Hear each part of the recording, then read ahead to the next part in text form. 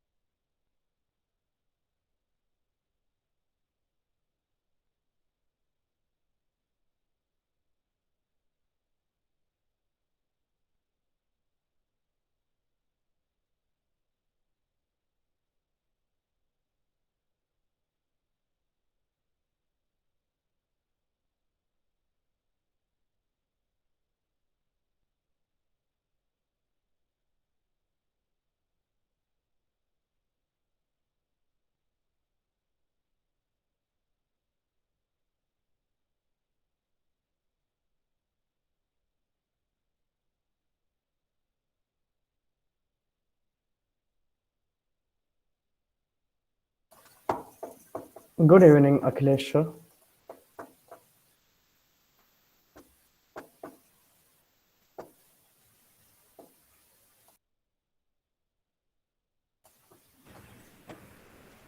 Good evening, Akhilesh. Yeah, good evening. Very good How are evening. you doing? Fine, thank you. Great to connect you all. Wonderful. I hope you are doing well, sir. Yeah, perfectly fine. Thank you.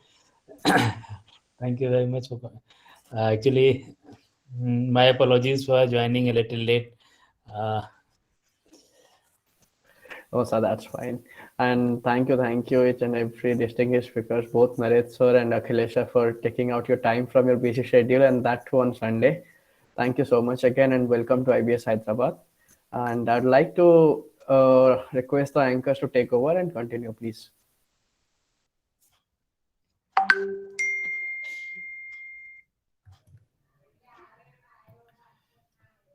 Social media is not just a media. The key is to listen, engage, and build relationships. A very good evening to everyone. I, Shweta, and my co-host Rakshit have the privilege of being your host today.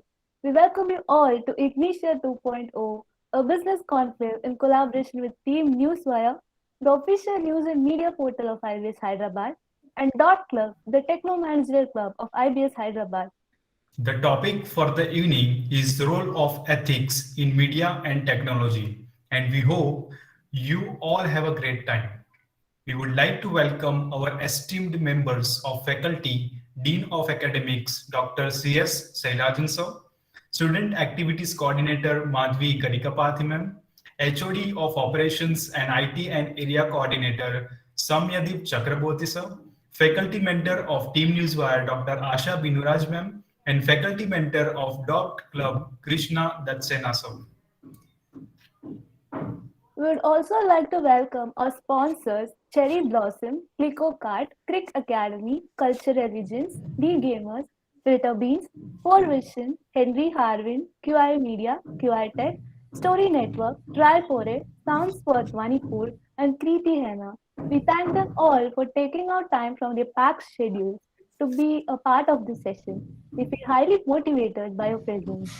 I would also like to request the participants to kindly follow the general instructions. Please keep your cameras on and mics on mute. You may use the chat box for any questions and queries. Team NEWSWIRE is the official news and media portal of IBS Hyderabad that works towards keeping its readers updated with news from all around the world, along with events happening around the premises. With our events, conclaves, and panel discussions, we bring practical knowledge to our community about corporate lives through taboo topics and events like Human Library. Team NEWSWIRE provides the opportunity to the students of IBS Hyderabad to refashion their erudite ideologies towards the corporate world by encouraging versatility in domains to achieve a broader perspective of the corporate culture. The Dot Club, the official techno manager club of IBS Hyderabad, believes in nurturing the analytical skill sets and tech savvy attitude for resolving emerging managerial challenges along with horizontal focus on academic learning and employability. So let's swim in the pool of knowledge and experiences of the great personalities we have with us today. Let's begin our day by inviting our first guest, Mr. Akhilesh Srivastava sir, who is an alumni of one of the best institutions like Delhi University, IIT Delhi, IIT Kanpur, IIT Varanasi, ISB Hyderabad, and Stanford University. He started his career as a director of the Government of India, and now with 27 years of experience at leadership positions in infrastructure development and digital technologies, he has now become the Chief General Manager, Commercial Operations and IT at National Highways Authority of India. He is a recipient of major awards like Best Government Officer Award, Golden Globe Award for Geofencing of National Highways, Vishwakarma Award for Lifetime Achievements in the Digitalization of Construction Industry. Also, he is the author of book Digital Construction Management, written in the year 2019 and currently one of the best sellers. A very warm welcome to you, sir. Thank you very much.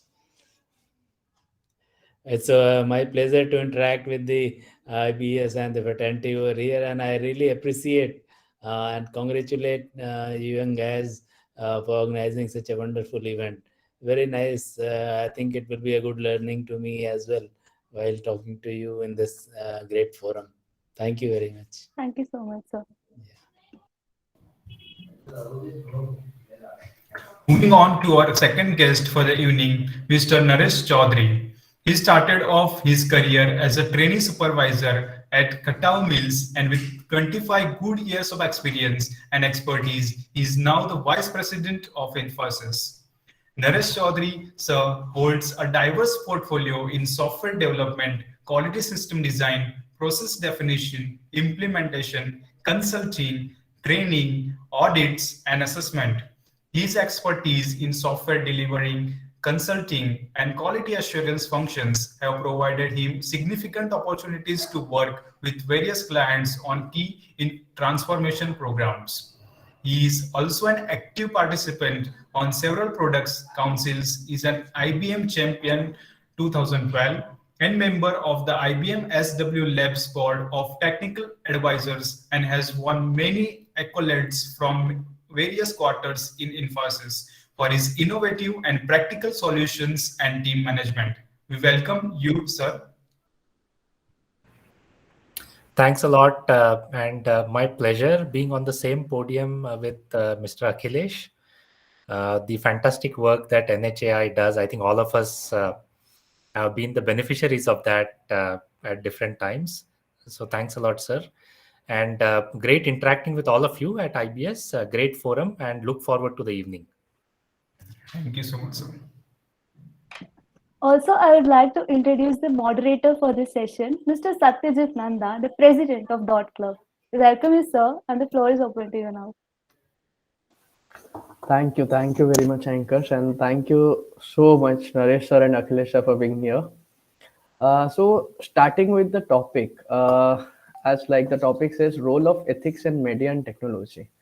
I'd like to ask both the guests, starting with Naresh sir and Akhilesh sir, to tell a brief about like what is your opinion while we are talking about role of ethics in media and technology, and is it really there or not? So, over to you, Naresh sir. Sure. Thank you, Satyajit. I think it's important to understand, what is ethics, right? And whether it is in media, technology, or any of the other domains that we speak about. I mean, it is all about the moral code, and however a person is, right, whatever the upbringing, there is something within us that sort of sets some kind of standard. Now, it may differ, it may vary from person to person, but there is something within all of us that sort of defines some kind of a moral compass, if you will. And therefore, right, that is sort of the foundational thing for ethics. And ethics is really all about, in my view, being able to distinguish between the good versus bad, right versus wrong, fairness, right? Is it fair? Is it unfair? And this is something that applies, in my view, across, right? Whether we are talking about a specific business, whether we are talking about personal lives, whether we are talking about any other form of industry, correct? So this is something that is applicable. Now, why is it important? Very clearly, a couple of reasons, right? If somebody is looking to manage a sustainable business, then this sort of forms the backbone. Because if a certain code of ethics is not followed, there would be very, very severe consequences leading to loss of face, brand, etc., etc. And in fact, the business would not sustain, right? And therefore, right, it can also lead to better profitability for businesses. I mean, that's what a lot of businesses look for, right? I mean, there is a purpose, but then there's also the element of profit. Whereas bad ethics, poor ethics, or a bad or a poor code of ethics can actually degrade profitability, right? Take customers away. Employees will move out, right? The morale in the company sort of start to go down. There is always negative publicity that comes in with the lack of ethics. Your stakeholders, right? Your people who invest in companies, etc., may not actually look at it in a positive sense. So whether it is media or technology or any other walk, right, in our lives, I believe that ethics has a very, very critical role to play. And in many ways, the importance of it is because of the way it can actually lead you to sustainable success, whether you are an individual or an entity. That's wonderful, sir. Thank you so much. Now I'd like to request Akhilesh sir to continue, please. Yeah, thank you. Very nicely brought out by Mr. Naresh. Firstly, what is the definition of ethics? He very nicely explained. Just to add a few points to what he has just said, and absolutely that's correct too. First, we should know what is the broader aspect of ethics. So absolutely fine. The thing which is good for, and again, there are, I'm not going to be a philosopher like what is actually ethics is going to be and what is wrong, because that depends on the perspective, that depends on the scenario, that kind of job and kind of profession somebody is, purpose of that work. It may be sound unethical for something, but it may be ethical for a different set of when you start looking at the things. But in nutshell, the basic ethics remains that which is not against the humanity, which is not against the society. That is the broadest principle. Individually, it can be against somebody, but not against the society and the humanity as a whole, right? And of course, following the national norms and all. So that's one. Now, technology is this age is a digital age. Where we are standing, probably this COVID has, apart from all these bad things related to the COVID and disasters and the things, bad memories, and still people are afraid of Omicron, the third wave may likely to come. So all those ill which has happened because of COVID, it has also one positive thing which can be seen out of this pandemic has been that it hastened the process of digitization. So the technology adoption has grown suddenly multifold. When a person is put at the corner, then he has to respond. You see class, online classes, online courts. Even I was attending many court cases of Supreme Court, High Court judges who were at the very senior position in their age and their profession. Probably they're not as aware of technology, as good user as you guys, the youngsters who has been born with the mobile in hand. Probably when I was studying, we used to go in IIT, that time that photon used to be there. So we used to have punch card in IIT to do some programming, and mobile was, of course, came much earlier, much later than that. So we have to book a call to talk to your parents, go to a post office, book a call, trunk call, and it will get matured. But now all these things has changed. The current generation is a very tech savvy. But then this COVID has forced other people also who are not that tech savvy to come to this digital form. So what I call this age is a digital age. We have entered into a digital age. So the ethics and norms which needs to be redefined now in terms of your digital world.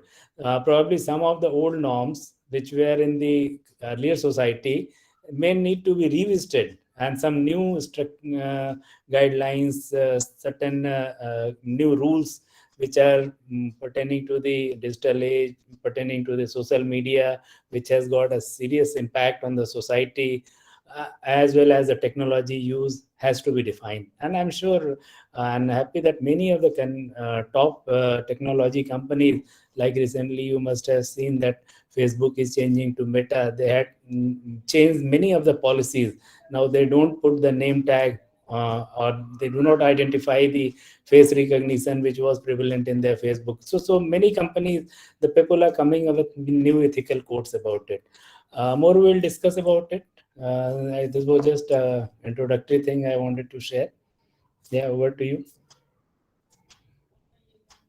Thank you so much, sir, on this note. So, on this note, while we are talking about media and technology, so one concept, business aspect associated with that. And while we are talking about business, so it generally happens that business interest in media organizations can often supersede the public interest interested to that organization. So, I would like to ask about your views on the same. So starting with Naresh sir, please, and then Akhilesh. Yeah, no, especially now, right? Because every one of us is a citizen journalist in some ways, right? With a phone, like Akhilesh said, with the phone in your hands, you could click photos, you could take videos, right? And you could sort of, not have to depend on quote unquote a newspaper anymore, or a news agency anymore, right? To sort of relate, you could sort of relate within your network. Maybe it's limited, but then you have that kind of an empowerment with you. Now, when that is happening, it's very difficult to really figure out what is real, what is fake in terms of news. And why is somebody actually parading something that is not real, that is fake, right? So what is the motive? What is the intent behind doing something like that? So very hard. And I think that's where the question comes in terms of, the ethical standards, right? So how many media organizations actually have a code of conduct that actually allows every story to be fact checked, right? And there is a question about a question mark, right? You could possibly print anything with a question mark at the end, saying, it's speculative, right? We don't know whether it's true or not, but then it can do tremendous damage to the characters in the story, right? If it is not researched well, if it is not fact checked. So those are very pertinent questions. And frankly, unless there are specific guidelines and there is a way of implementing those guidelines, because guidelines can be there, right? But then how do you implement them? If there are ways of implementing those guidelines, only then we will be pretty sure that something is coming from an authentic source, or something is coming from a source that you actually cannot rely upon. And there are companies which have started thinking on this direction, and the solution again lies in technology, right? Because it cannot be done humanly. It's just not possible, right? Because the proliferation of TV channels, and just like Akhilesh said, right?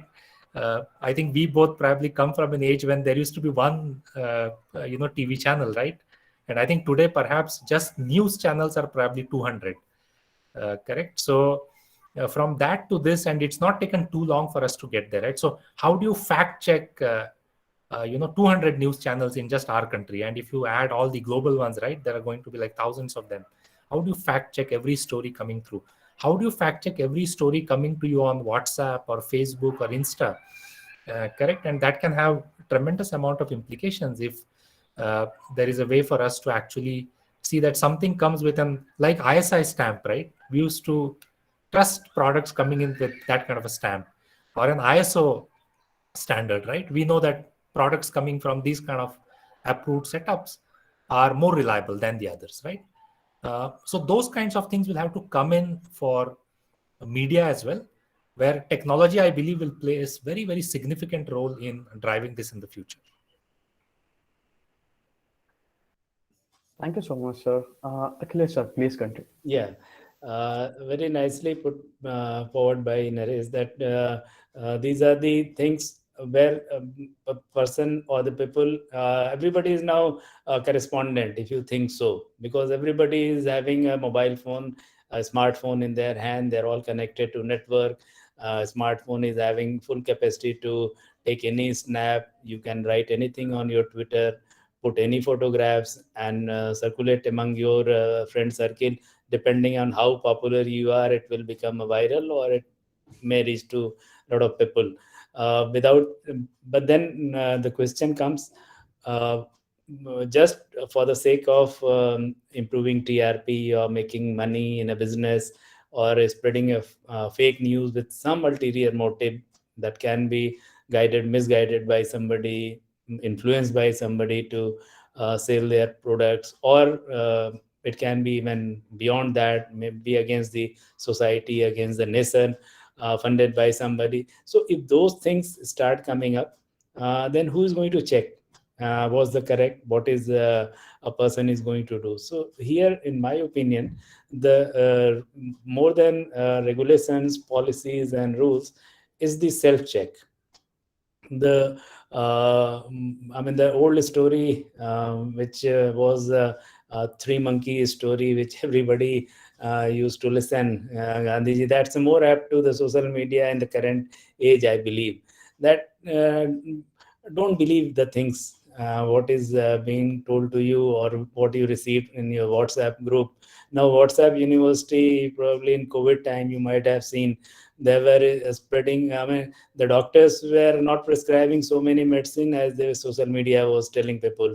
And they were even saying, you hold a breath for 40 seconds. If it is okay, then you are free from COVID. And a lot of people, in fact, suffering from COVID, they became serious by just testing these things and saying, yeah, I'm perfectly fit. So this can be dangerous and can lead to a serious consequences as well. So the best thing is, a person in the current age, is the time of self-regulation, because everybody is a correspondent. Earlier, when there was a limited news channels, the news editors, there was a body of the news agencies. They used to call it newspaper guild or the news broadcasters agency. They were the watchdogs. They and all those correspondents, the news reporters, were bound by those certain ethical rules. And if some correspondent writes a fake news, which I have seen, they were seriously grilled by those those regulators. That regulating body, he may be debarred from future his careers. I have seen the career of certain correspondent getting ruined. Probably you people are not aware. It is in 90s and all, when that body was very strong. But now with the smartphone in your hand and a 4G, 5G connectivity, everybody is a correspondent, as Naresh very rightly said. So we cannot govern so many people. So now there comes the self-regulation. The people are smart enough, educated enough. They should use the self-guidance rules, whether fact check the things, whether it is against the society or the nation or the humanity in totality, or we making unnecessarily mockery, or we creating yellow journalism or sensationalism. Those things has to be avoided at that root itself. So I think that's the I will say is one of the guiding factor for everyone, because everybody is a correspondent, as so that then everybody has to follow that ethics and has to impose on themselves. Of course, technology is there to help it. Technology, but then technology comes as a postmortem. Probably you see many news channels nowadays do the fact check of this viral video which is going on, and then they say failed, pass, fail. So by the time they declare fail after a week time, it's already had done the tremendous damage. The videos of 2010, 11, or maybe some different countries are portrayed and displayed, and with morphing and all. This has been in the news. So those things has to be checked. So the ethics is very, very important in the current scenario. I think it is more important than it has been at any other time. Yeah. That was wonderful, sir. Yes, sir, please. No, please go ahead. I was just adding that you have chosen a very good topic, because ethics is, as in this current digital age, it plays much is a more important. It's a very primary. It plays a primary role than it was a decade earlier. This is what I'm saying. People has to be very conscious, very accurate in what they are going to portray. And I mean, you people have to, such discussion should evolve. What should be the basic code of conduct? What should be the ethics? What are these things? And let the society in general know. And the, such torch bearers like IGNITIA 2.0, what you people are doing, it should be at the end of it, devise certain norms and let it to be prevalent, let it to be further discussed, refined, and solid thumb rules are created. That's what I was saying. Yeah. Over to you. That was wonderful, sir. Thank you so much. So the next question coming forward is, in a business era, while everyone is just roaming over revenue, and at the same time, technology is grasping over, and we want more modernization, more efficiency, more productivity. In that is, can revenue and ethics go hand in hand, and how it actually impacting, and whether like earlier it was like very less and now it is increasing? So what's your view on that? I think I've asked a lot of questions, so I'd like to ask Naresh to continue, please. Sure. No, very critical question. In fact, if you look at any private enterprise, right, the primary purpose of any private enterprise is to maximize shareholder value. That's why the company exists, right? That's the purpose why it was formed. That's the reason it actually operates on a day-to-day basis. So obviously, making money, right, making profits is the primary purpose there. But then ethics or fair practices or sound code of conduct, right, that has a very critical role to play, because if you look at any organization that has sustained over a large period of time, or you pick out any institution that has sort of sustained itself over a pretty long period of time, one of the principles for that has been that it has had a sound code of conduct, right? It has had sound principles, sound governance standards. And those are the ones which actually form the backbone of the framework that allows it to actually stay relevant, adapt, and grow in the long run. So yes, the purpose to start an organization might be, and talking in the private context, could be that you are looking at enhancing shareholder value, maximizing profits, etc. But then if you are looking to sustain the organization for long, you need the backbone of sound values, sound practices, and very sound code of conduct, right? So that's the first perspective. The second important thing is any business, right, you run, you need people to actually operate it. It cannot be a one-person army, right? I mean, it cannot be run by a person. I mean, you can, but then that will have limited impact. And if your intent is to grow, expand in whatever ways, you need more people. How do you attract more people? Who would want to work in an environment that is not ethical, where the rules change, the goalposts keep shifting, right? Nobody would want to. So your ability to attract good talent, your ability to attract good people, right? Customers. Why would customers want to work with an organization, or why would partners want to work with an organization that doesn't actually have sound ethics, or that doesn't have sound governance practices?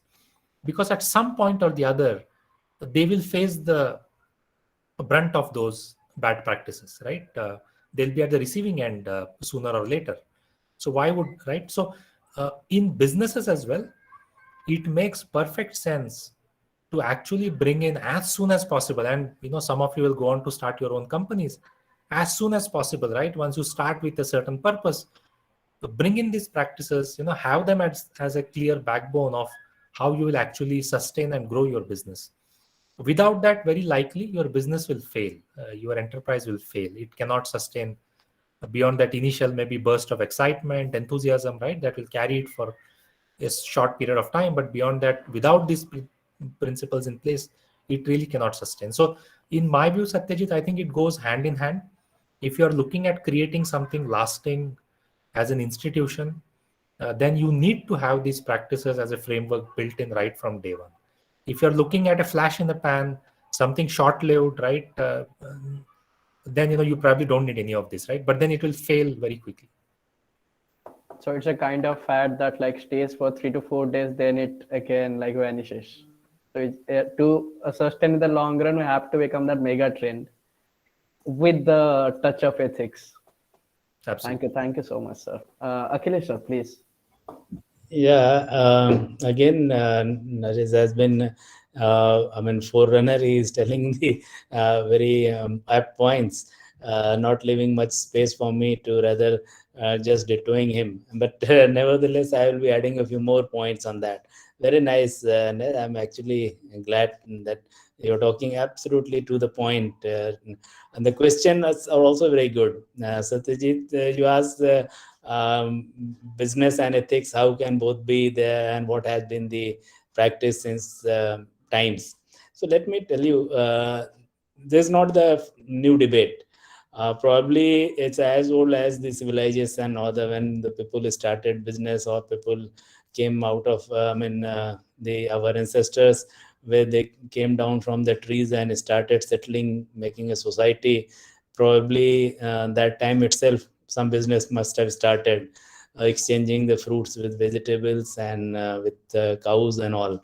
So that's the primitive business. Now this has grown up, and the technology has taken it over. So business is, of course, has primary aim is to maximize the profit, but that has to be done in a fair way. So if you study the literatures, the thousands-year-old, they also lay down certain basic ethics for any business. that there should be, if somebody is doing a grain business, I'm just talking 5,000s of year back, then there is that you don't mix something which is not of that particular grain, and it should be absolutely clean, pious. The profit margin has also been defined by Chanakya, that your profit margin should not be more than the cost plus your overhead and marginal cost. It shouldn't that you, since you are a monopolistic business, so you start charging 10,000, 100 times of that, and start making profit at the cost of the being monopolistic, or starting misusing your position. So that's also there. So these things are already there. But as I was saying earlier, the business ethics can be subdivided into few 4 or 5 different kind of ethics. First is the personal ethics. That's of course it is there that person whoever is starting has to follow certain code of conduct laid down by himself first. Then second is your corporate responsibilities. Even if it is a private limited company or a small startup, if somebody is starting, he has to create some ethical value that this startup is going to follow. These are the standard rules. If anybody is going to ask any money to us to break these laws, I'm not going to do. So that's the second, the corporate ethics, corporate responsibility should be the second point after the personal. Third is the loyalty to the customers. Any business survives only when there, because ultimately your products are being used by somebody. It is being consumed by somebody. So there has to be loyalty. We are all loyal. We can't, I mean, any business cannot say that I'm going to cheat the people, or I'm going to take the data of them and start misusing it. I asked that somebody bought something, I had taken their data, and now I've sold it to some third party or to the dark web. So that should not be. So that's the loyalty to the customer. Be they are the part of the system. There should be respect. Respect to one and all. It doesn't mean that a poor has come for a business, so you behave differently. And if a top person, a billionaire orders to you or something, then you start showing a different kind of respect to him, ignoring a person who is a poor chap or who has just come to you, but he's also a customer, right? So that the respect to them, and trustworthiness, fairness. Then you have to know the new concept has come up. Now I'm with the World Bank. Now I have moved from NHAI to this World Bank. A new concept which is coming up is the trustworthiness, the sustainable development. That environmental aspect has to be there. The business must have the ethics, should be there, that you are not misusing the natural resources for making profit of your company. So that means we are doing injustice with our future generations, the children, the kids who will be coming after 30, 40 years, 50 years. The natural resources are finished, they won't find anything to, so the generations should not suffer. So it should be sustainable. And lastly, the issue is your, in the more technology term kind of business, is the data protection. You cannot leak data of your any customer or your clients or your subcontractors and the other vendors to anybody, because now everything is written, and you can just by click of a button you can send the complete vendor details to one of your friend who is also running similar company without asking him. Is unethical. You ask him, you can introduce, I got this my list of vendors and this is the rate they are supplying to me. If you have a word with them, they can also supply to you, but then the consent should be there. I have seen people are ignorantly or out of enthusiasm, they just pass it on. So this is the guy who is supplying to me the raw material at this rate, you can also, and then you are doing unethical thing. So these are the 6-7 steps. They all put together make a business ethical, and that's the important thing as well. Over to you, Satyajit. Thank you so much, sir. So I captured some of the words from like the discussion. So one is the dark web, and another one we spoke about data and information here, and also about passing on the data. So in while we are like keeping away media, while we are just keeping the word technology, technology has and also the uses of internet has also increased a lot, and now knowingly or unknowingly we are like giving access to actually know our personal information. So there are a lot of websites, there are a lot of applications where actually people are using the companies or the firms, they are getting the data or getting the personal information of us. So how considerable that is? Like, we do not know who is using our data, we do not know who is capturing our data, even if we have given consent or have not. So Yeah, yeah. nice question, Sajid. See, that's why I said, if you remember, the first thing is the personal responsibility. And so as a business, the responsibility of the organization or the startup or as a group, it's a responsibility not to transfer the data which is meant for a particular organization or for a particular person.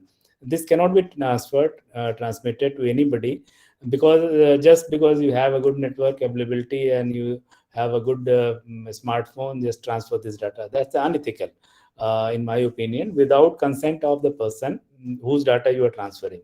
So those certain set of ethics has to be created by ourselves. Regarding you asked the what is second question you asked, Satyajit, was regarding darknet. Dark web. So Yeah. like again, without our consent, people are using or they are transferring the data, and actually it is happening in the real world scenario. So, No, it's happening, but you cannot say it's a generalized that everybody is doing. There are in a society there will be some element who are involved in the wrong things, but that does not become a general rule. Society as a whole runs with majority of people following ethical norms and the works. So majority people do not do it, but yes, of course, there are certain people, for them the regulations are there. For them, this data protection bill is coming up, which government is bringing it. So for them, these strict regulations are there, that they cannot, if somebody now with this data protection law, which is likely to come, we do not know, it's still in parliament what is contained in it, but whatever the information available in the news and social media, which we know, is going to be the same thing which I am talking. Without consent, you cannot transfer data of your even family members to somebody else. Right?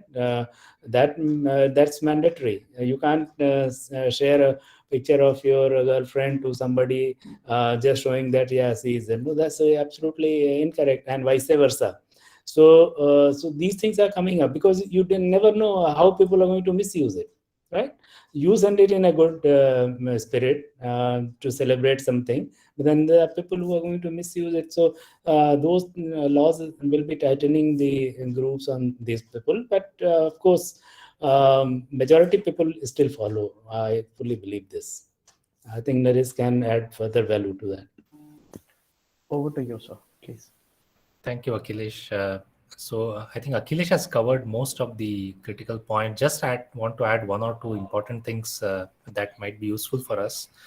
One, I think when it comes to data, right? My data belongs to me, right? So I am empowered to sort of use it any whichever way. So that power has to be always residing with the individual. And while bills are in parliament, etc., but I think the guiding principle, I'm sure in the bills also will be something similar, that I am the owner of my data, right? So I have full authority, full control, and I'm empowered to sort of use my data or protect it in a way. And the bill will actually then provide mechanisms and the framework to actually protect, right? So I think that's very fundamental. The second thing is also it puts onus on all of us as well, right? So, and I mean, this audience is a very digitally literate audience, right? You understand technology implications, etc. But then there are millions of people in the country who may not be that aware digitally. So it's also important that we, while we give phones in hands of everybody, we also make sure that people become aware about their responsibilities with technology, right? So while technology can be a great enabler, if these kinds of issues crop up, it can also become a distraction, right, in that sense. So how do we make more and more people digitally aware about their responsibilities while handling this kind of technology, and especially with respect to data, right? uh, the other thing I always believe is, when in doubt, say no, right? When somebody asks you for information, data, right, on the phone, telecallers, etc., etc.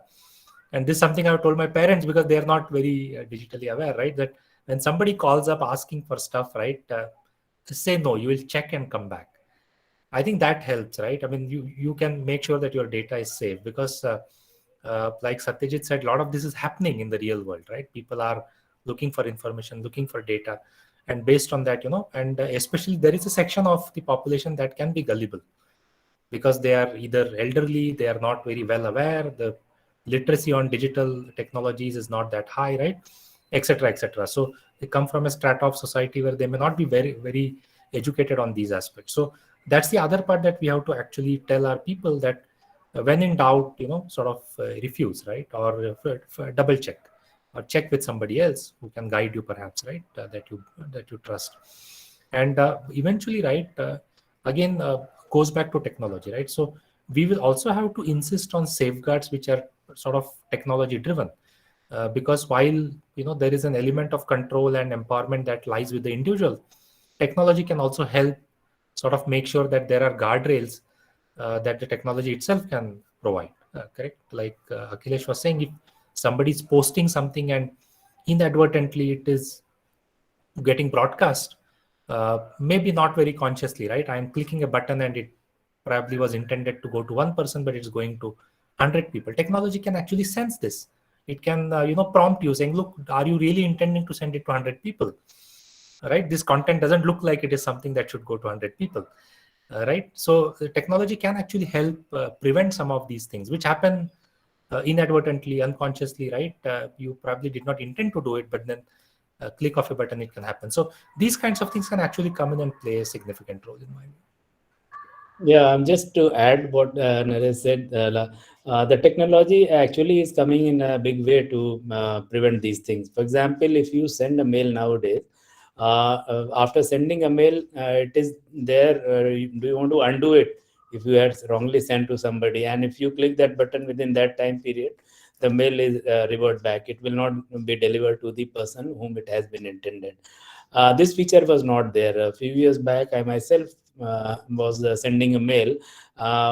Before completing it, by just by mistake, the mail was sent to the person, my boss, whom and he could have laughed at me. It was a half mail only. I couldn't complete the entire thing, and there was no remark, thanks, and all. I mean, it's incomplete. It just reads. I was so puzzled. Let me tell you, I'm just sharing an example, personal example, 5-6 years back. Then I had to call my boss, apologize, sir. I just sent a mail. By mistake, it has gone to you. He said, okay, no problem. Be careful. That's a kind of thing. But now technology is helping you. You can press the button, undo it, will be not delivered to the person. So, of course, what Naresh said, that similar other things, the technology can be an enabler also to compensate for that human limitations which may come. Then technology can help you to overcome those limitations. Yeah, over to you, Satyajit. Thank you so much, sir. Actually, it was enriching from both the distinguished guests, and thank you so much for like delivering the base content what we actually can grasp and learn a lot for, and also the new generation who are going to be the changers, the game changers of the world. So they are learning the ethics and the importance of ethics in both media and technology, which is a major aspect in nowadays. So now I'd like to ask the audience to ask the questions, and for the same, I'll be handing over the stage to the anchors. Over to you guys. Thank you, sir. So, audience, the floor is open for questions. If you have any queries, please put it in the chat box.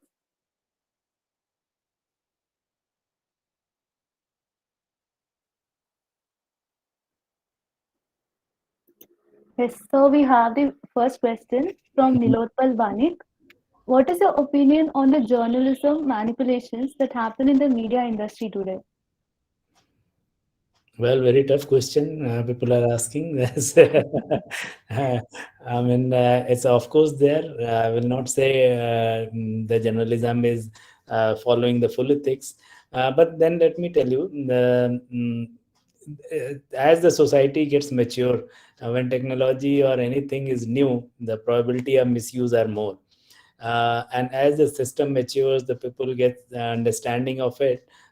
It stabilizes, and then a certain code of conducts start coming into the force. That happens with any evolution. So now you can see media is not that kind of yellow journalism they are doing. Of course, they are biased in the at certain places. They propagate a predefined agenda, but then you can find a counterbalance in so many social media platform or other news channels as well. So it's not that what they said becomes the gospel truth always. There are other channels, there are other platforms which are there to negate it. So now that tendency is slowly getting down also, because I remember a few times back when this Sanjay case, probably you know, WikiLeaks and the earlier to that, this Twitter and all, they used to say they are making the government. Probably they might have influenced some small section of people who are so active on social media. But then it cannot be. It may be for some time they might have misused it, but they cannot make the people fool all the time or every time. So the system automatically corrects it. So things are now receding, and I believe now that is a system itself. It is taking self care of it. I think Naresh can add further thing if he wish.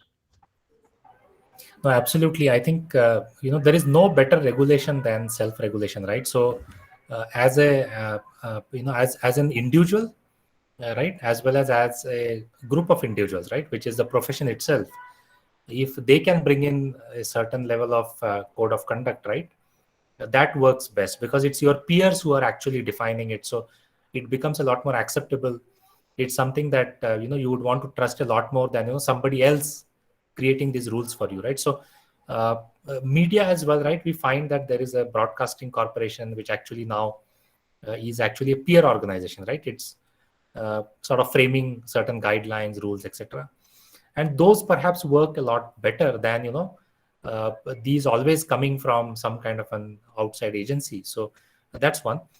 Second, it's also important for us to understand that eventually you as consumers, you as viewers, right, of a specific channel, or you as readers of a particular news channel or a newspaper, are the ones who also have enough empowerment.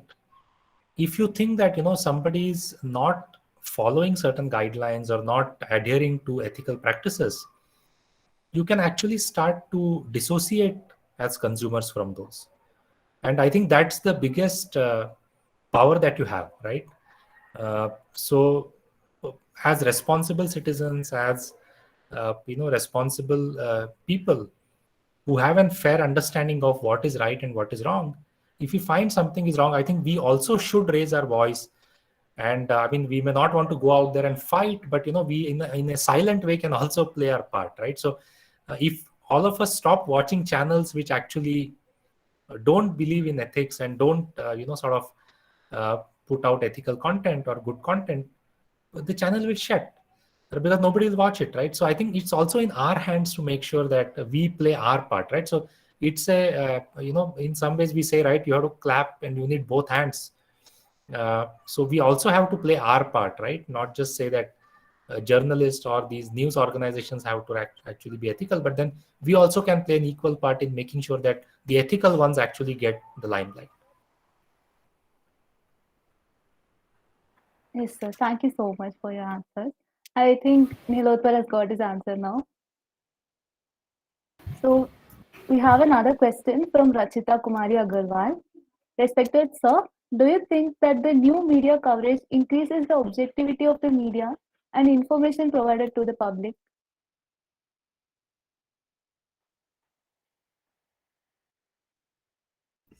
So what the question is, the new media coverage? So she's asking, do you think the new media coverage increases the objectivity of the media and information provided to the public today? See, it's a subjective question. It depends the viewer, the type of content, and which channel somebody is watching. If you are watching a channel which is you feel is a biased or is not giving the correct information, and this can be judged by 2-3 views, you can understand what's going on. Everybody is smart enough. And so what Naresh was saying, you don't watch it. And what I say, same thing, that there are, to verify the fact, there are other channels are already there. There are enough news in the social media. So you can always find out what is truth instead of just believing what this channel is trying to say. And if you believe that they are not doing their job, which is unbiased and neutral journalism they should be, then don't watch it. That will obviously, it's a market driven now. So based on the viewership, the revenues they generate, they get the advertisement, etc., as per their ranking and the TRP. So that's the balancer is always there in the market. Let me not answer that question so directly that everybody is following. There may be some channels, I'm not saying, but the majority of the people are objective. They are discussing these things on prime time in a proper way with the experts on the panels. Yeah. Thank you, sir. Naresh, sir, would you like to add something to it? Yeah, just one point, and I think Akhilesh covered it very well. See, the aspect, right, is quality and quantity, right? So just because there are 200 channels, right, it doesn't mean that we are getting better information or better content, right? Maybe 20 is good enough, right, to get that. So which are those 20 or which are those 2, right, which you think are the right ones for you? So that's a choice you have, and the power of choice can be a great power, right? So you sort of have that power with you. The second thing is sort of just look at it from your perspective, right? What do you think is right, and does it fit into your frame of right? If it doesn't, I think you should shun that content, shun that channel or whatever, right? Or the newspaper that you're reading. You don't need to, I mean, there is no obligation for you to be watching a certain channel or reading a certain newspaper or a website, right? There is no obligation on you, right? So I think that's a power that we have to realize and understand, and sort of demonstrate it from time to time. Just the way we do with elections, right? We all go and vote. Yes, sir, absolutely. Thank you so much, sir. Moving on to the next question. This question is from Patik. He's asking that how challenging has it been for managers to maintain the balance between ethics and business during COVID and post-COVID era with a shift in work culture from offline to online? What were some of the steps taken to counter it? Well, so to say post-COVID era is a little premature. We are still in the midst of the pandemic. It's still not over. Omicron is threatening for the third wave. Probably you must have heard WHO concern yesterday only. So, and people say it may peak sometime in February if people are not using mask and following the COVID protocol. So I will advise all the listeners who are here, please follow the COVID protocols, sanitize yourself, wear face mask and everything. What is the COVID protocol? So coming to your question, the question is that, so the pandemic is still on. See, it's always trickish to make a balance between profitability and good business ethics. It's a challenging, it's a tightrope walk. You have to balance very critically and do it. But believe you me, the ethics is always a paradigm. It's above. It's a one pedestal above. Good ethics may looks to be detrimental for the business momentarily, but it always takes things in a better way. It's redefines the business. After that, cycle, sine curve, it comes down, then it again goes back. So ethics is as Naresh was just saying, if you have some doubt whether I should share this data with anybody and you doubt, say no. Similarly, when you in a dilemma, any business person, whether to follow the business ethics, business profitability or ethics, I will say always choose for the ethics. Business profitability will again come with the ethical way, in a more satisfying, in a more decent way, elegant way. During of course, I understand during COVID, business suffered a lot. People were struggling, and work to home, but somehow compensated. Many of the businesses, you can say right now, I can see the business which never used to be something like nobody ever imagined that this can also be done work from home. But that has been switched over to that. Education is entirely there, so though it's a lowest hanging fruit. Your courts, the legal system moved to that. Even very recently, I heard the tourism using the VR. Now, Thomas Cook or some agencies are asking people, you don't need to go because you can't go because of the COVID. So their tourists will go to that place, and they are delivering VR glasses to the people at their home, and let them to feel like they are traveling to that Switzerland or the place where they intend to go. So the technology will find a way how things are. But person has to keep faith in a good ethics. That's the probably topic you people are discussing. Thank you, sir. Can we have some contribution from Naresh, sir, please? Sure. So I think Akhilesh again has covered. I just want to add one or two points. Obviously, this was and this continues to be a tough time, right, for a lot of businesses. In fact, and if you notice, right, there's something very strange happening. And I know we are going a little off topic, but I thought I'll just make this point. Somewhere in the previous year, right, there are a lot of people who sort of lost jobs, etc., right? But then if you notice, right, the economy also has recovered, or is recovering, right? So this year we found that a lot of people were actually shifting jobs and moving across, right? Salaries in the knowledge sector, etc., are going up and so on, right? So there's also a tinge of positivity to some of it, correct? Now the point that you are making, right? So the balance was also around trust.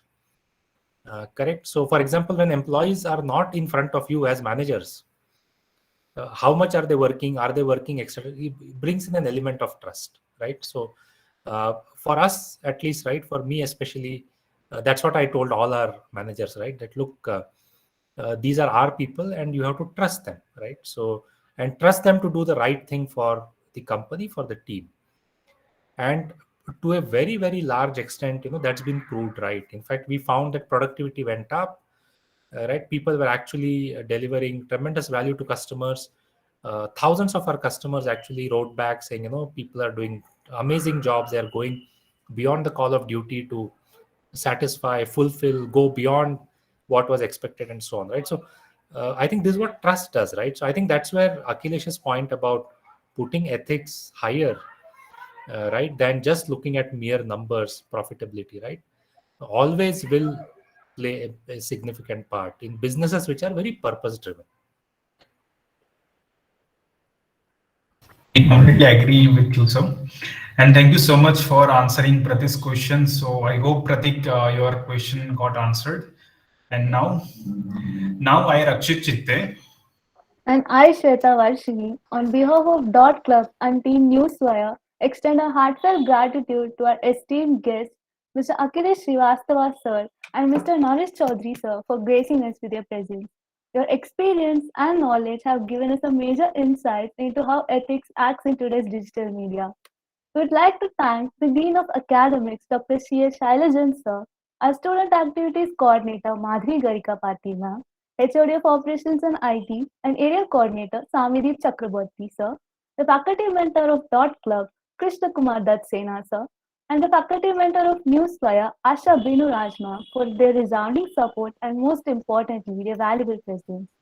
We would like to extend our heartfelt gratitude to all our sponsors, Cherry Blossoms, ClickOcart, Creek Academy, Cultural Legends, D Gamers, Filter Beans, 4Vision, Henry Harving, QI Media, QI Tech, Story Network, Tripore, Sounds Worth Manipur, Kriti Hanna for extending their valuable assistance in organizing this panel discussion. And finally, thanks to all the participants who have joined us today. Also, a huge thanks to the entire team for making this panel discussion a successful one. Thank you and have a fantabulous day. Thank you so much, Akhilesh sir and Naresh sir, for joining us today. It was a wonderful session. Thank you very much. It was same to us as well. I in fact enjoyed, and I was really thrilled to see so many sponsors. That shows that you guys had really worked hard to make it a good success. And congratulations and my best wishes. Thank you so much. Thank you so much, sir. sir. Thank you so much, Thanks a lot. Akhilesh. Great sir. event, team. Wonderful to see this. And Akhilesh, thanks a lot. I think I learned a lot listening to you. Thank you, Naresh. Same here. We'll stay connected. Okay. Bye. Thank you. Thank you. Thank you. Bye.